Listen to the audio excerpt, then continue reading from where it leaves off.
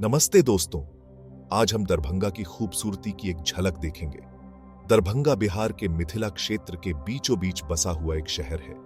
यह शहर अपनी समृद्ध इतिहास और संस्कृति के लिए जाना जाता है। यहाँ आपको बहुत सुंदर महल और मंदिर देखने को मिलेंगे। यहाँ की गलियों में आपको स्थानीय खाने की खुशबू आएगी। आप यहाँ मैथिली लोकगीतों की मधुर धुन सुन सकते हैं। दरभंगा हरे भरे खेतों से घिरा हुआ है।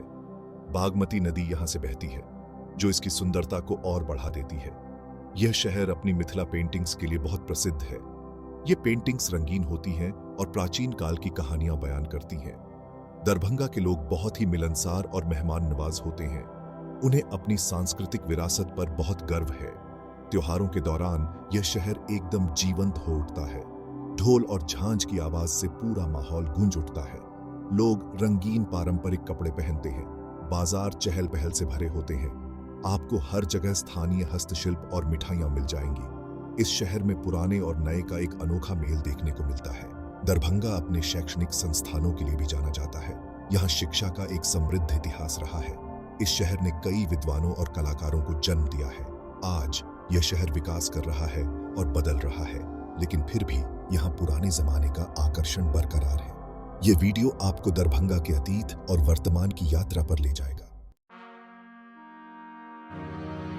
दरभंगा का इतिहास बहुत पुराना और रोचक है। यह कभी मिथिला साम्राज्य की राजधानी हुआ करता था। इस शहर का नाम दरेबंगा से पड़ा है, जिसका अर्थ है बंगाल का द्वार। सदियों से दरभंगा पर कई राजवंशों ने शासन किया है। हर राजवंश ने शहर की संस्कृति और वास्तुकला पर अपनी छाप छोड़ी है। दरभंगा के सबसे प्रसिद्ध शासक खंडवाला वंश के थे। उन्होंने 16वीं शताब्दी से लेकर भारत की आजादी तक यहाँ राज किया। महाराजा लक्ष्मेश्वर सिंह एक प्रसिद्ध राजा थे। वे कला और शिक्षा प्रेमी थे। उन्होंने दरभंगा में कई महल और स्कूल बनवाए। महाराजा कामेश्वर सिंह दरभंगा के आखिरी शासक थे। वे कला और शिक्षा के संरक्षक थे। अंग्रेजी शासन के दौरान दरभंगा एक रियासत बना रहा। दरभंगा के राजा अपनी ब्रिटिश वफादारी के लिए जाने जाते थे, लेकिन वे अपने लोगों के कल्याण के लिए भी काम करते थे। उन्होंने अस्पताल, स्कूल और कॉलेज बनवाए। उन्होंने स्थानीय कलाकारों और शिल्पकारों को भी प्रोत्साहित किया। इससे मिथिला की अनूठी संस्कृति को संरक्षित करने में मदद मिली। भारत के स्वतंत्रता संग्राम में दरभंगा ने महत्वपूर्ण भूमिका निभाई। कई स्वतंत्रता सेनानी इसी क्षेत्र से थे। आजादी के बाद दरभंगा बिहार राज्य का हिस्सा बन गया। शाही परिवार ने अपनी शक्तियां त्याग दी, लेकिन उनकी विरासत आज भी शहर के स्मारकों और संस्थानों में जीवित है। आज दरभंगा इतिहास और संस्कृति का एक जीवंत संग्रहालय है। दरभंगा मिथिला क्षेत्र का सांस्कृतिक केंद्र है। यह अपनी अनूठी कलाओं के लिए प्रसिद्ध है। मिथिला पेंटिंग सबसे प्रसिद्ध है। इन चित्रों में चमकीले रंग और जटिल डिजाइन का उपयोग किया जाता है। ये प्रकृति, पौराणिक कथाओं और दैनिक जीवन के दृश्यों को दर्शाते हैं। यह कला पीढ़ी दर पीढ़ी चली आ रही है। आज इसे दुनिया भर में पहचान मिली है। संगीत और नृत्य दरभंगा की संस्कृति का एक महत्वपूर्ण हिस्सा है। मैथिली लोकगीत बहुत लोकप्रिय हैं। इनमें प्रेम, प्रकृति और स्थानीय किंवदंतियों की कहानियां होती हैं। इस शहर में कई पारंपरिक नृत्य शैलियां हैं। छठ जतिन और समा चकेवा दो प्रसिद्ध नृत्य हैं। ये नृत्य त्योहारों और विशेष अवसरों पर किए जाते हैं। दरभंगा अपनी समृद्ध साहित्यिक परंपरा के लिए जाना जाता है। इस क्षेत्र से कई प्रसिद्ध कवि और लेखक हुए हैं। 14वीं शताब्दी के कवि विद्यापति सबसे प्रसिद्ध हैं। उनकी कविताएं आज भी गाई और सुनाई जाती हैं। इस शहर में कई पुस्तकालय और साहित्यिक समाज हैं। वे मैथिली साहित्य के संरक्षण और संवर्धन का काम करते हैं। दरभंगा का भोजन इसकी संस्कृति का एक अन्य महत्वपूर्ण हिस्सा है। यह शहर अपनी मिठाइयों के लिए प्रसिद्ध है। खाजा और ठेकुआ यहाँ की लोकप्रिय मिठाइयां हैं। मछली करी और लिट्टी चोखा लोकप्रिय व्यंजन है। इस शहर में साल भर कई खाद्य उत्सव मनाए जाते हैं। ये मिथिला व्यंजनों के अनोखे स्वाद का जश्न मनाते हैं। दरभंगा में कई ऐतिहासिक स्थल हैं। सबसे प्रसिद्ध दरभंगा राजमहल है। इसे 18वीं शताब्दी में बनाया गया था। यह महल मुगल और यूरोपीय वास्तुकला का एक सुंदर उदाहरण है। इसमें बड़े बड़े आंगन और अलंकृत द्वार हैं। आज महल के एक हिस्से का उपयोग सरकारी कार्यालय के रूप में किया जाता है। एक अन्य महत्वपूर्ण स्थल नौलखा महल है। इसे महाराजा लक्ष्मेश्वर सिंह ने बनवाया था। इस महल का नाम नौलखा इसलिए पड़ा क्योंकि इसे बनाने में 9 लाख रुपए लगे थे। इसमें भारतीय और पश्चिमी शैलियों का अनोखा मेल देखने को मिलता है। इस महल का उपयोग अब सरकारी अतिथि गृह के रूप में किया जाता है। पर्यटक बाहर से इसकी खूबसूरत वास्तुकला की प्रशंसा कर सकते हैं। श्यामा मंदिर दरभंगा में एक धार्मिक स्थल है। इसे 18वीं शताब्दी में बनाया गया था। यह मंदिर देवी काली को समर्पित है। इसमें सुंदर नक्काशी और पेंटिंग है।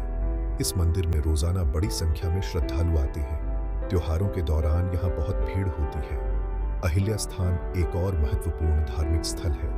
माना जाता है कि यहीं पर रामायण के एक पात्र अहिल्या को मुक्ति मिली थी। इस स्थल पर एक छोटा सा मंदिर और एक तालाब है। यह ध्यान और प्रार्थना के लिए एक शांत जगह है। ये स्थल दरभंगा के समृद्ध इतिहास और संस्कृति की कहानी कहते हैं। भाग 5 शैक्षणिक और वैज्ञानिक संस्थान। दरभंगा में शिक्षा का बहुत पुराना इतिहास रहा है। यह शहर कई शैक्षणिक संस्थानों का घर है। इनमें सबसे प्रसिद्ध है ललित नारायण मिथिला विश्वविद्यालय। इसकी स्थापना 1972 में हुई थी। यह विश्वविद्यालय कला, विज्ञान और वाणिज्य में पाठ्यक्रम प्रदान करता है। इसने कई विद्वानों और शोधकर्ताओं को जन्म दिया है। दरभंगा मेडिकल कॉलेज एक और महत्वपूर्ण संस्थान है।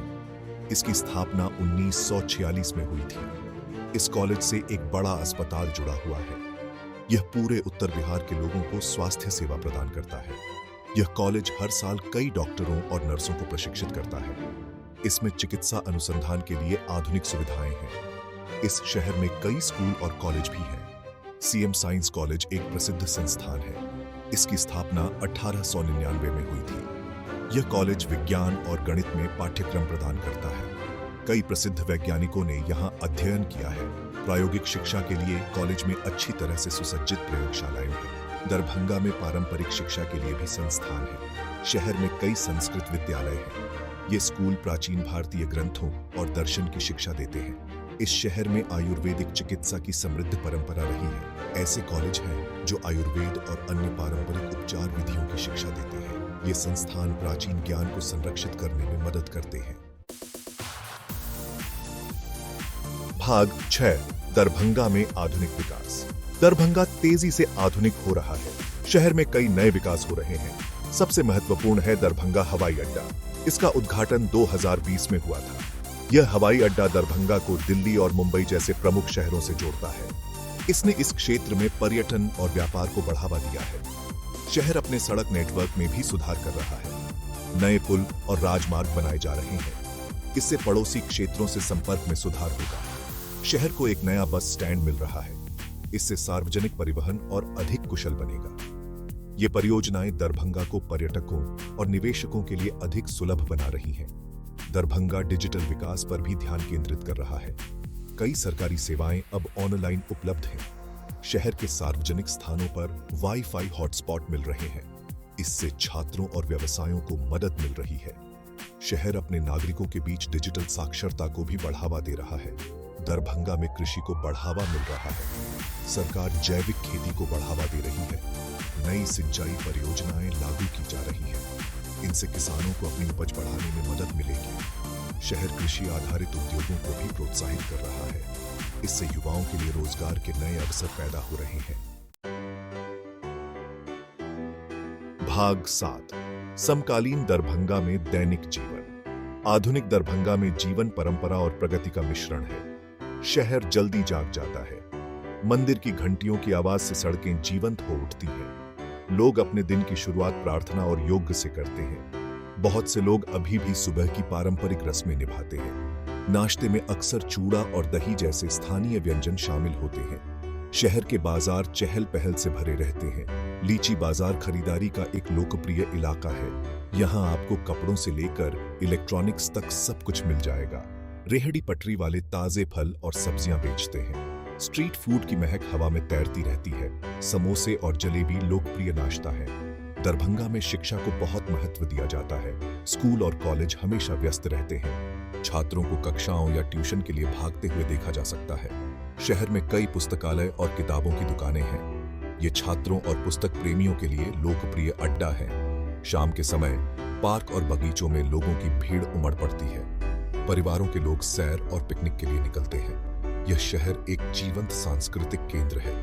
यहाँ नियमित रूप से संगीत और नृत्य के कार्यक्रम होते रहते हैं। कला प्रदर्शनियां स्थानीय प्रतिभा का प्रदर्शन करती हैं। शहर में आधुनिक मनोरंजन के विकल्प भी हैं। यहाँ मल्टीप्लेक्स में नवीनतम फिल्में दिखाई जाती हैं। कैफे और रेस्तरां स्थानीय और वैश्विक व्यंजनों का मिश्रण पेश करते हैं। यह शहर कभी नहीं सोता, हमेशा ऊर्जा और जीवन से भरपूर रहता है। भाग 8 पारंपरिक उद्योग और शिल्प। दरभंगा अपने पारंपरिक उद्योगों और शिल्पों के लिए जाना जाता है। मिथिला पेंटिंग सबसे प्रसिद्ध है। कलाकार कागज, कपड़े और दीवारों पर सुंदर पेंटिंग बनाते हैं। इन चित्रों की दुनिया भर में बहुत मांग है। कई परिवार पीढ़ियों से इस कला का अभ्यास कर रहे हैं। यह इस क्षेत्र के बहुत से लोगों को आजीविका प्रदान करता है। हथकरघा बुनाई एक और महत्वपूर्ण शिल्प है। दरभंगा अपने रेशम और सूती कपड़ों के लिए प्रसिद्ध है। बुनकर सुंदर साड़ियां और पोशाक सामग्री बनाते हैं। डिजाइनों में अक्सर मिथिला कला के रूपांकनों को शामिल किया जाता है। ये कपड़े स्थानीय लोगों और पर्यटकों के बीच समान रूप से लोकप्रिय हैं। सरकार इन शिल्पों को संरक्षित करने के लिए इन्हें बढ़ावा दे रही है। मिट्टी के बर्तन बनाना दरभंगा का एक पारंपरिक उद्योग है। कुम्हार तरह तरह की वस्तुएं बनाते हैं। इनमें खाना पकाने के बर्तन, सजावटी सामान और धार्मिक मूर्तियां शामिल हैं। दरभंगा के मिट्टी के बर्तनों की एक अनूठी शैली है। इसमें अक्सर मिथिला कला के डिजाइन शामिल होते हैं। यह शिल्प इस क्षेत्र के कई परिवारों को आजीविका प्रदान करता है। बांस और बेंत से बनी कलाकृतियां भी दरभंगा में लोकप्रिय हैं। कारीगर फर्नीचर, टोकरियां और सजावटी सामान बनाते हैं। ये उत्पाद पर्यावरण के अनुकूल और टिकाऊ होते हैं। शहरी बाजारों में इनकी काफी मांग है। इस शहर में मिठाई और अचार बनाने की भी परंपरा रही है। ये उत्पाद पूरे भारत में प्रसिद्ध हैं। ये स्थानीय अर्थव्यवस्था का एक महत्वपूर्ण हिस्सा है। भाग 9 दरभंगा में त्योहार और उत्सव। त्योहार दरभंगा में जीवन का एक महत्वपूर्ण हिस्सा है। वे शहर में रंग और खुशियां लाते हैं। छठ पूजा सबसे महत्वपूर्ण त्योहार है। यह बहुत ही श्रद्धा के साथ मनाया जाता है। लोग उपवास रखते हैं और सूर्य देव को अर्घ्य देते हैं। नदियों और तालाबों के घाटों को खूबसूरती से सजाया जाता है। इस त्योहार के लिए पूरा शहर एक साथ आता है। दुर्गा पूजा एक और प्रमुख उत्सव है। यह 9 दिनों तक मनाया जाता है। पूरे शहर में विशाल पंडाल लगाए जाते हैं। इनमें देवी दुर्गा की सुंदर मूर्तियां स्थापित की जाती हैं। लोग नए कपड़े पहनते हैं और इन पंडालों के दर्शन करते हैं। हर तरफ सांस्कृतिक कार्यक्रम और खाने के स्टॉल लगे होते हैं। यह त्योहार दरभंगा की कलात्मक प्रतिभा को प्रदर्शित करता है। दरभंगा में होली बड़े ही उत्साह के साथ मनाई जाती है। लोग रंग और पानी से खेलते हैं। मैथिली भाषा में खास होली के गीत होते हैं। यह त्योहार हर उम्र के लोगों को एक साथ लाता है। यह खुशी और क्षमा का समय होता है। होली के दिनों में यह शहर इंद्रधनुष की तरह रंग बिरंगा दिखता है।